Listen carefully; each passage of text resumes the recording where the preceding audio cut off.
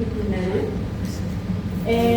το φως και η θερμοκρασία που είναι πάρα πολύ σημαντική και αυτή.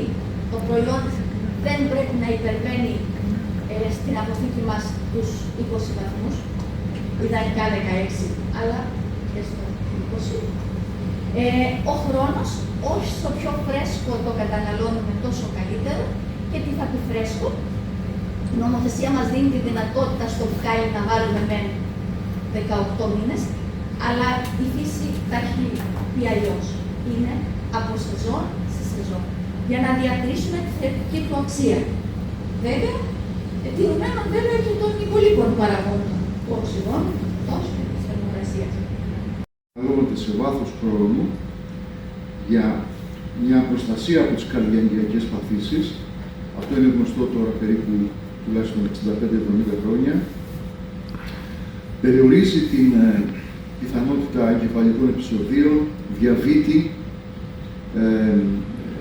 έχει αντιοξυδοτική δράση ισχυρή και είναι κατάλληλο έλαιο για αυτούς που είναι σε ένα πρόγραμμα ελέγχου βάρους. Κατά συνέπεια,